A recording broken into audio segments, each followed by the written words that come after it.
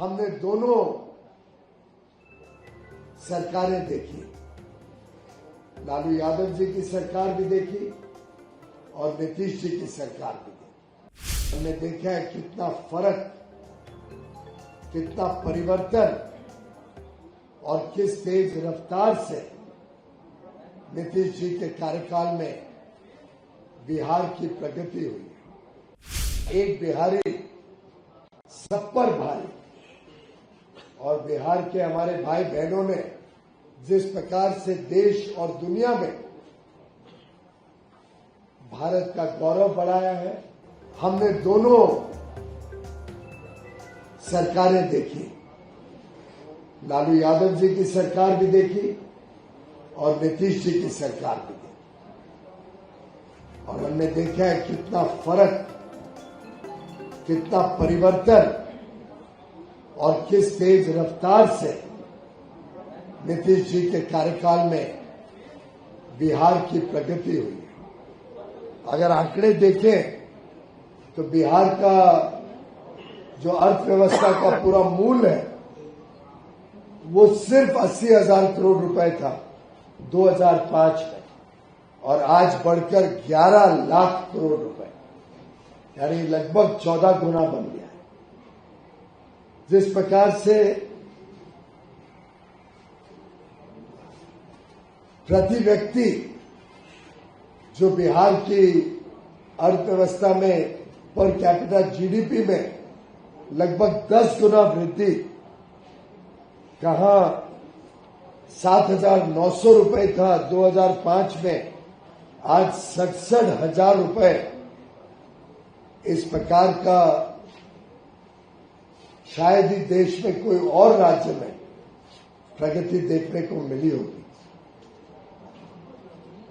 कहते हैं ना, एक बिहारी सब पर भारी, और बिहार के हमारे भाई बहनों ने जिस प्रकार से देश और दुनिया में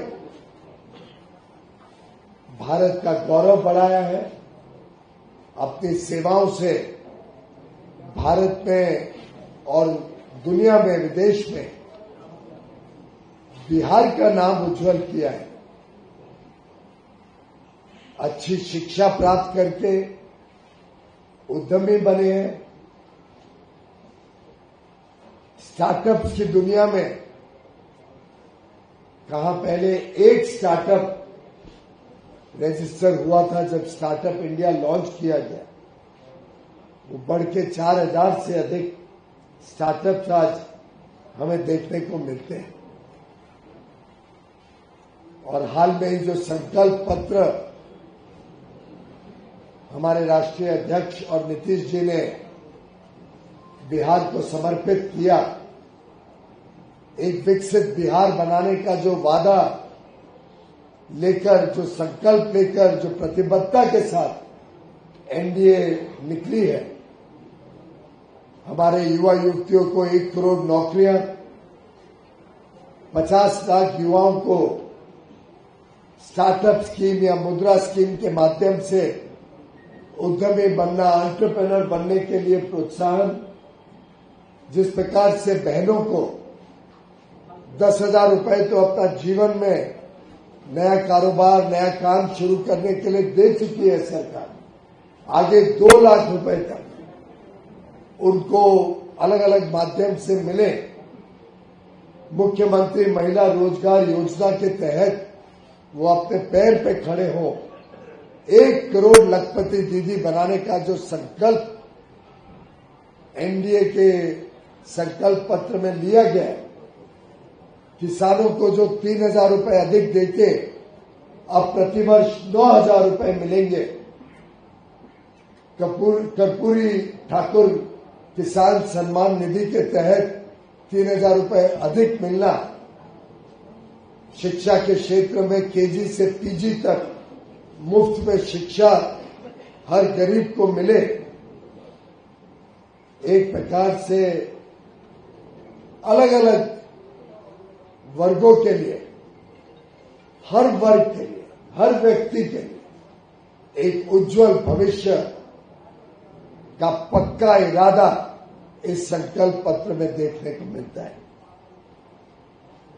चाहे वो स्वास्थ्य की सेवाएं हो, चाहे वो इंफ्रास्ट्रक्चर हो, आधारभूत सुविधाएं तो जो आज बिहार में देखने को मिलती है, शायद 20 साल पहले कभी हमने सोचा भी नहीं कि पटना में भी मरीन ड्राइव हो। शायद कभी किसी को ये ध्यान नहीं आया कि मेट्रो से सिर्फ भी सुशोभित हो सकता है बिहार का पटना शहर। जिस प्रकार से ग्रामीण सड़कों का विस्तार हुआ है, जिस प्रकार से रेलवे का विस्तार हुआ है, नए एयरपोर्ट बने हैं, नए पर्यटन के स्थलों में वृद्धि हुई है। अब बिहार में अन्य क्षेत्रों में ये नक्शा देख रहा था, बिहार के कोने कोने में किधर स्पेशल इकोनॉमिक जोन, किधर टेक्सटाइल सिटी, किधर इंडस्ट्रियल पार्क, कहीं पर फिनटेक सिटी, कहीं पर मेडटेक सिटी। एक प्रकार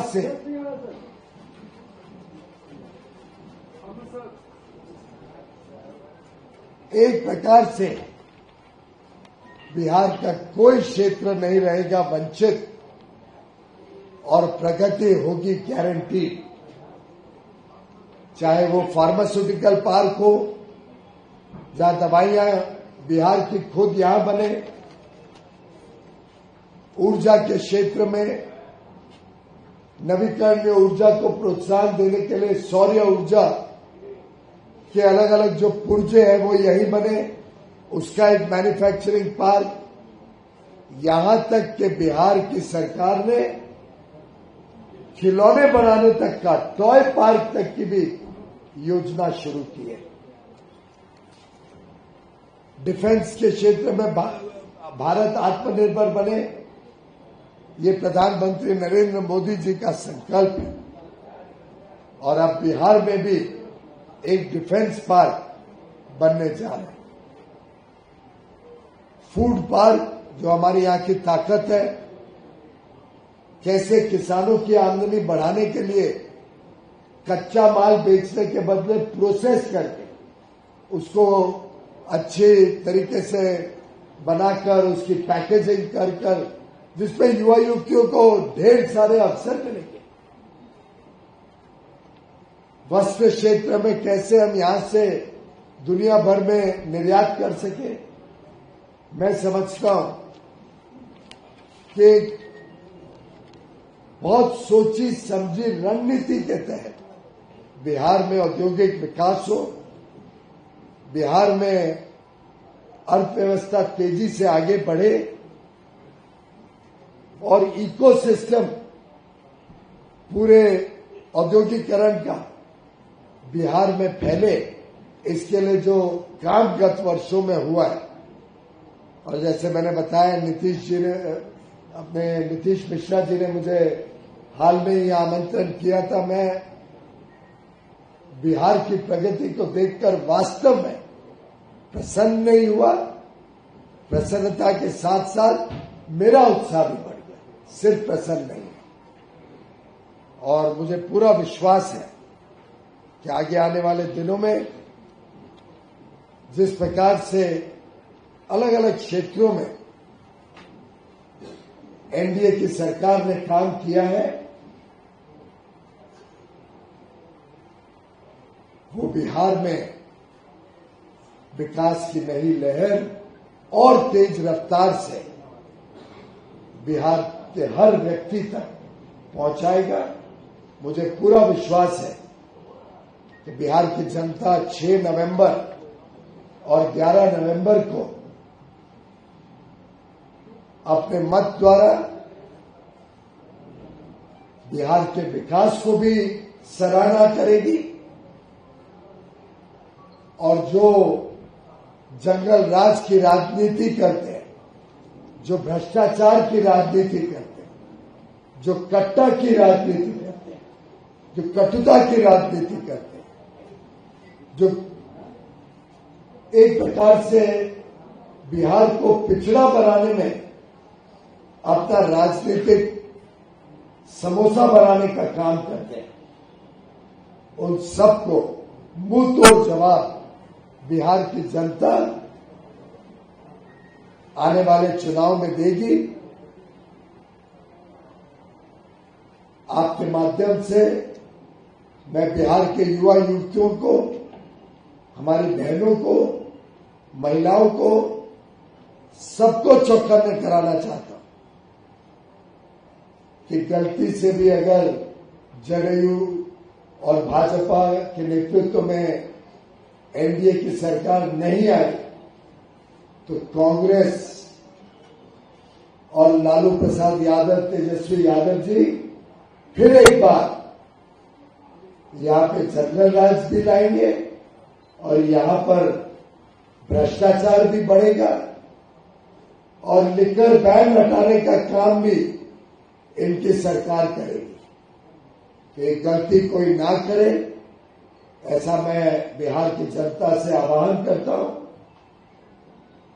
और हमें फिर एक बार एक विकास से प्रेरित, तेज गति से विकास करने वाली सरकार चुनकर यहां से भेजना है, ये जनता के से मैं आग्रह करता हूं और मेरा विश्वास है कि 2/3 बहुमत के साथ एनडीए की सरकार पुनः बिहार में जीतकर जनता की सेवा करेगी, नीतीश जी के नेतृत्व में जनता की सेवा। For more of such videos, do like, share and subscribe to ET Now Swadesh.